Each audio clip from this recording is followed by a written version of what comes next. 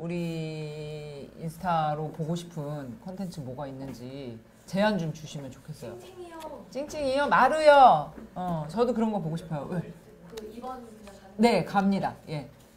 아, 지금 우리 안무랑공 작가님이 들어오셨는데 댓글 뭐 올라오니? 감이야?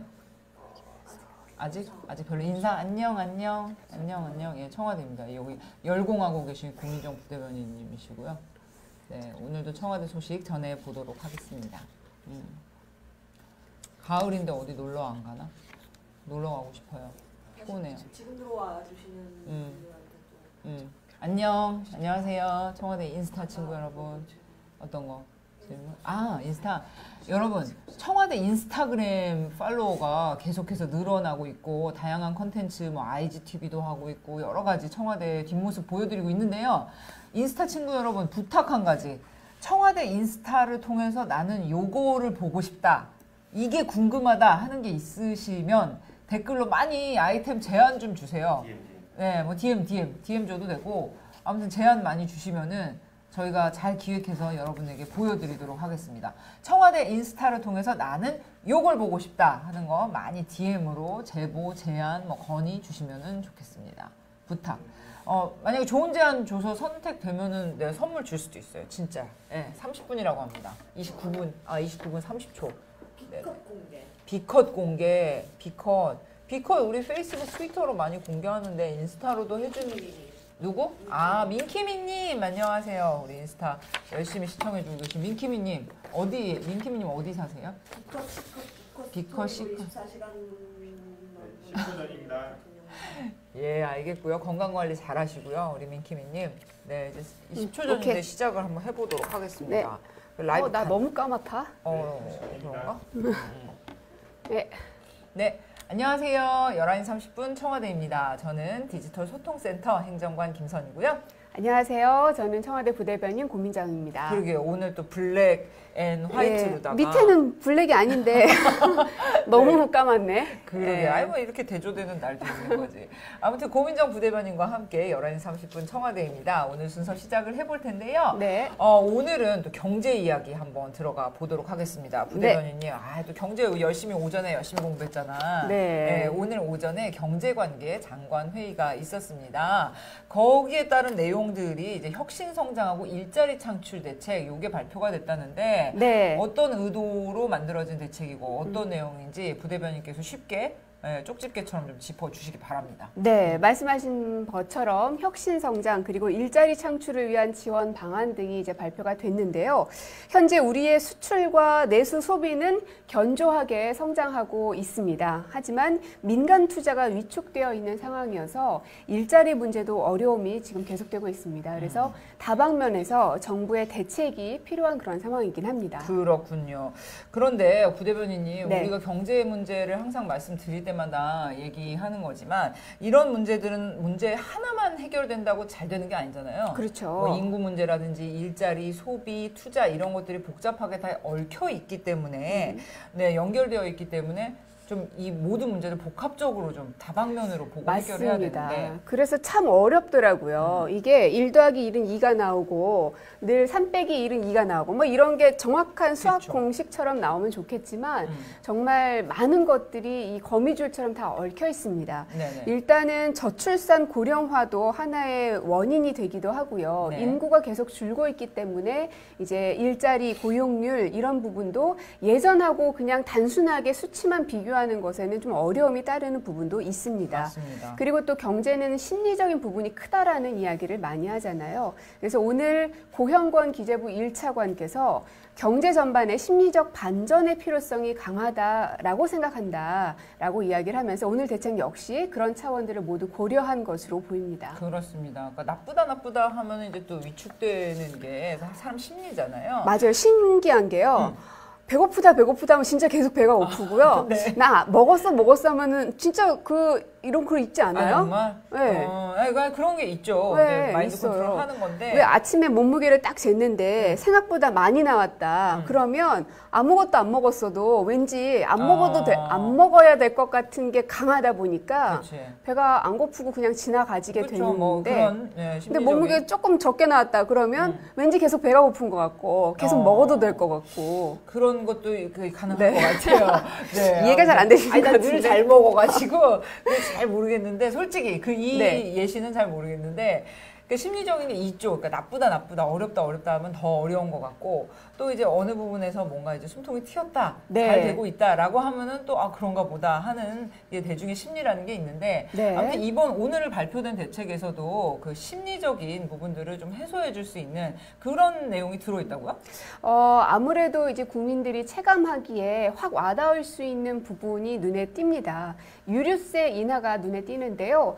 제가 조금 전에 확인해 보니까 실시간 검색어에도 오를 정도로 많은 분들의 관심이 있습니다. 맞습니다. 요즘 뭐 기름값 비싸다는 뉴스도 많이 봤고 운전하시는 분들은 정말 10원이라도 더 싼 곳을 찾아서 주유소를 헤매 가다가 오히려 기름을 더 길바닥에 버리는 뭐 이런 경우도 싼 데 있을 찾아서 정도로. 너무 멀리 갔다가 생각해보니까 거기까지 가는 기름이 더 많이 들었을 것 그러니까요. 같아요. 저도 어제 퇴근하면서 기름 넣고 갔는데 별 생각 없이 전화 받다가 네. 기름 넣었더니 우리 동네에서 넣었는데 너무 비싼 거예요. 옛날에는 한 요 정도 금액이면은 다 가능했던 채울 수 건데. 있었는데 요 정도 금액 넣었는데 한 칸이 안 들어가 있죠. 그러게요. 그래서 기름값이 좀 요즘 높긴 높더라고요. 맞아요. 그래서 유류세 인하를 한시적으로 실시하기로 했는데요. 다음 달 6일부터 내년 5월 6일까지 5개월 동안 유류세를 15%로 내리겠다고 발표를 했습니다. 그러면 이렇게 15% 내리면 얼마 정도 우리가 내려가는 거예요? 가격이? 10월 3주차 기준으로 봤을 때는 120원 정도가 떨어지는 효과가 있습니다. 휘발유 기준으로? 네, 그렇죠. 120원이면 상당히 크죠. 네. 보통은 10원, 20원 차이도 크게 느끼는데. 네. 일단 이제 저희 가정 경제에도 조금 도움이 될 것 같고요. 네. 그리고 이제 휘발유, 경유, LPG, 부탄 이런 부분들에 전부 다 이제 세율이 낮아지니까요. 기업에게도 좀 도움이 되는 대책 그렇습니다. 같습니다. 그리고 이제 오늘 일자리 창출 내용이 들어있는데요. 일자리 대책 같은 경우에는 공유경제 내용이 저는 좀 눈에 띕니다. 제가 관심이 있어서 그런지는 몰라도. 그리고 그 사람들이 숙박 공유 좀 많이 하는데 네, 저도 막 앱 깔아서 쉽게 얘기하시면 이제 에어비앤비입니다. 맞습니다. 네. 네. 특히나 이제 해외여행 갈 때 이걸 활용하시는 분들이 상당히 많습니다. 네네. 그런데 지금까지 우리나라에서는 그 규제 때문에 이 에어비앤비를 활용하거나 그 제공하는 데 있어서 여러 가지 어려움들이 있었는데요. 있었죠. 앞으로는 숙박 공유의 허용 범위를 확대하겠다라고 발표를 했습니다. 네, 그렇군요. 아무튼 지난 6월에 김동연 부총리께서 문재인 대통령님께 네. 이 외국에서는 되는데 우리나라에서는 안 되는 이런 규제 관련 내용들을 개선해서 보고하겠다 말씀을 하셨고요. 거기에 따른 이제 후속 그렇죠. 조치로서 공유 숙박 활성화 계획이 발표가 되었습니다. 그리고 일자리. 네. 일자리가 언제나 고민입니다. 맞춤형 일자리 대책도 발표가 되었는데요. 요 내용 5만 9천 개의 일자리를 만든다고요? 네, 고용부진에 대응하기 위해서 공공기관 인턴, 정부 부처 공공기관 행정업무 인원을 뽑고요. 거제, 군산 등의 고용 산업 위기 지역에 공공일자리 11,000개를 만들기로 했습니다. 네네. 지난번에도 말씀을 드렸지만은 일단 그 단기 일자리 같은 경우에 우리가 궁극적으로 단기 일자리를 많이 늘리는 게 우리의 목표가 돼서는 안 되겠죠. 맞습니다. 하지만 그렇다고 해서 단기 일자리를 우리가 완전히 포기해서도 안 됩니다.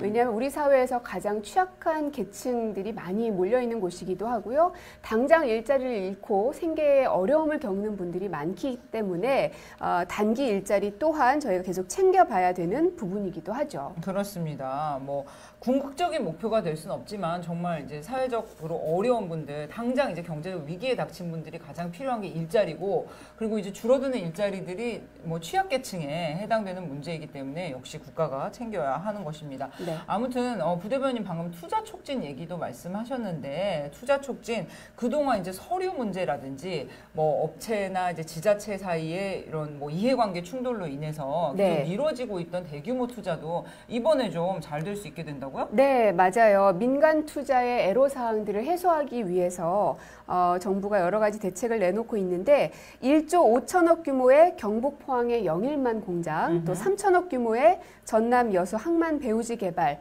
대략 2조 3천억 이상의 투자가 속도를 낼 수 있을 것으로 보입니다. 네네. 또한 해외로 나갔다가 국내로 돌아와서 일자리를 만드는 유턴 기업들이 있잖아요. 이런 기업들에 대해서도 지원을 늘리기로 했고요. 대기업도 중소기업 기준으로 보조금을 지급하고 세금을 깎아준다는 발표가 있었습니다. 그렇군요. 댓글 한번 볼게요. 125원이면 정말 큰 거다. 그리고 이제 타이니 DES님이 경제가 어렵다는데 제 주위 지인들은 많이 취업도 하고 살림이 나아지던데 제 주변이 이상한 걸까요? 이런 말씀도 하셨어요. 네, 그 주변 분들이 한편 다행이기도 하네요. 네, 잘 되고 있다니 그거는 이제 다행인데 이제 전반적인 지표라든지 고용 상황 이런 것들을 개선하는 거 중요하겠죠. 네, 여러 가지 말씀들 많이 있는데 역시 유류세 관련해서 네, 반응들 많이 주시는 것 같아요. 네, 뭐 기름 넣으러 뭐 어디까지 갔다 왔다 이런 말씀도 있고요. 아유, 아무튼 그렇습니다. 네, 경제 관련 소식 여기까지 전해드렸고요. 경제 소식 저희가 전해드릴 때마다 마음이 뭐 무겁기도 하고 하지만 이제 사실은 사실대로 전달하면서 네, 여러분들께 정보를 드리는 차원에서 말씀을 드리고 있습니다. 좀 효과를 봤으면 좋겠어요. 그러게요. 네, 오늘 또 전해드릴 다음 순서 평양 선언에 관한 내용입니다. 부대변인님, 일부 언론과 그리고 야당 분들이 계속해서 말씀을 하시고 계세요. 어제도 이 시간에 저희가 언급을 해드렸지만 평양선언과 남북군사 합의서 비준 이게 위헌이라는 지적을 뭐 일부 신문과 또 야당이 하고 계십니다. 그러면서 이제 법원에다가 집행정지 가처분 신청을 내시겠다며 말씀을 하고 있는데 이 문제 부대변인님 말씀 좀 해주세요. 이거 위헌인가요? 아닌가요? 정답. 정답, 위헌이 아닙니다. 아닙니다. 네. 일단 남북 합의서 비준은 헌법 적용 대상이 아닙니다. 위헌이라는 말이 이제 헌법에 위배된다는 거잖아요. 그런데 그렇죠. 위헌이 아니다. 헌법에 위배되지 않는다. 맞습니다. 네. 이 남북 합의서 비준은 헌법 적용 대상이 아니고 기존의 이제 판례들을 보면 헌법재판소와 대법원의 이제 선례들이 있습니다. 97년에 헌재 그리고 99년에 대법원의 이제 결과들을 제가 봤는데요. 그 조항들을 보면 1991년에 체결한 남북 합의서는 한민족 공동체 내부의 특수관계 사이에 채택된 합의문이다. 그렇기 때문에 상호 간에 성의 있는 이행을 약속한 것이기는 하나 법적 구속력이 있는 것은 아니어서 조약에 준하는 것으로 볼 수 없다라고 명기가 되어 있습니다. 그러니까 이 남북 합의서라는 것은 한민족 공동체 내부의 특수관계를 바탕으로 한 당국 간의 합의로 보기 때문에 헌법상 조약 규정을 적용하지 않고 있는 것이죠. 그렇군요. 그런데 이제 야당이나 일부 언론에서는 헌법 제60조를 들어서 이것이 위헌이다 주장을 하고 있는데 60조의 내용 뭐길래 그러죠? 네, 그 주장하고 있는 60조의 1항을 보면 국회는 상호 원조 또는 안전보장에 관한 조약 등에 대한 동의권을 가진다라고 명시가 되어 있습니다. 하지만 앞에서도 이제 말씀을 드렸지만 이게 그냥 저희가 자의적으로 해석하거나 그런 게 아니고요. 선례, 판례에 따른 것인데요. 남북 합의서는 한민족 공동체라는 특수관계에 있기 때문에 헌법 적용 대상이 아니다라는 걸 다시 한번 말씀을 드립니다. 그렇다 하더라도 이제 법적 근거를 가지고 행정부가 일을 하는 거잖아요. 그럼요. 그러니까 이 남북 합의서 그렇다면 어떤 법에 근거하는 것인지도 궁금합니다. 네. 앞서 제가 97년과 99년에 그러한 선례가 있다고 말씀을 드렸는데 그래서 2005년 12월 29일입니다. 그때 대북 정책의 법적 기초를 마련할 필요성이 있고 또 남북 간 합의서에 법적 실효성을 부여하기 위해서 남북관계 발전법이라는 걸 제정하게 됩니다. 2005년부터 이제 제정이 된 겁니다. 그래서 이 법에 따라서 남북 합의서 비준 절차를 준수해야 하는 것이죠. 그렇군요. 그렇다면 결론적으로 군사 합의서에 대해서는 남북관계 발전법에 따라서 적법한 비준 절차를 거쳤다. 이렇게 우리가 설명을 해도 되는 거죠. 맞습니다. 예. 그러니까는 다시 한번 정리를 하면 위헌 사항이 아니라는 것, 그리고 법적 근거는 남북관계 발전법을 근거로 해서 하고 있다라는 걸 말씀을 드리고, 그리고 이제 그 비준 동의를 구하는 것, 그러니까 국회 비준 동의를 구하는 것이 지난번 판문점 선언 같은 경우는 국회 비준을 저희가 요청을 했습니다. 예. 아직은 국회에 계류 중인 상태여서 계속적으로 설명해 나가고 또 야당과의 협조 요청 등을 통해서 문제를 계속 풀어나가야 되겠지만 이번 그 평양 공동선언 같은 경우에는요. 국가가 국민에게 중대한 재정적 부담을 지우거나 네. 혹은 입법사항에 관한 사항들이 해당되어 있지 않습니다. 않는 거죠. 네. 만약에 그 두 가지 사항에 해당될 경우에는 국회 비준 동의를 받아야 할 필요성이 있지요. 하지만 이번 그 평양 공동선언은 거기에 해당되지 않는 부분이고 또 앞서 말씀하셨던 군사합의서 역시 재정 부담이 들어가거나 혹은 입법사항이거나 이런 게 아니기 때문에 국회 비준 동의가 필요 없는 것으로 저희는 판단하고 있는 겁니다. 유튜브 댓글에도 잘 모르고 있던 사항이고 이제 언론에서 뭐 위헌이다 아니다 해서 걱정하셨는데 설명 감사하다 뭐 이런 네. 내용들이 있네요. 이것도 정확하게 짚고 넘어가야 되겠습니다. 참 평화를 위한 발걸음 떼는 게 여러 가지로 쉽지 않아요. 그래서 지난 평양에서 그 문재인 대통령께서 한 발 한 발 뚜벅뚜벅 앞으로 나아간다 이런 얘기를 하셨는데 정말 네네. 한 발 떼는 게 쉽지 않습니다. 근데 쉽지 않다고 해서 아무렇게나 한 발 한 발을 뗄 수도 없는 노릇이죠. 맞습니다. 결국 저희의 이제 운명인 것 같습니다. 계속 네. 설득하고 또 이해를 구하면서 한 발 한 발 남북 간의 평화를 위해서 나가야 되는 게 아닌가 싶습니다. 그렇습니다. 이제 남북 간 대화, 이제 김정은 국무위원장과의 이제 만남으로 시작이 됐고요. 그리고 이제 이 과정을 설득하기 위한 뭐 미국 등 외국 각국 정상들과 또 이제 평화 외교 펼치고 계시잖아요. 교황님까지 만나 뵙고 또 국내적으로는 이렇게 법 절차들, 뭐 국회 비준 동의를 받아야 되는 내용들 차분히 하나하나씩 해 나가야 되겠습니다. 네. 네, 부대변인님 오늘 소식 감사하고요. 내일 저희 11시 30분 또 새로운 소식으로 다시 찾아뵙도록 하겠습니다. 감사합니다. 네, 고맙습니다. 감사합니다. 고생하셨습니다. 네, 고생하셨습니다. 아직도 SNS에서 문재인 대통령만 팔로우하고 계시다고요? 친절한 청와대, 활짝 열려 소통하는 청와대. SNS 청와대 공식 계정으로 더 가깝게 만나세요. 트위터, 페이스북, 인스타그램과 카카오톡 플러스 친구에서 대한민국 청와대를 검색하고 친구가 되어주세요. 문재인 대통령과 청와대의 일정과 정책, 생생한 현장 사진들과 청와대 사람들의 뒷이야기까지 가장 빨리 만나볼 수 있습니다. 참! 청와대 홈페이지 즐겨찾기도 잊지 마세요.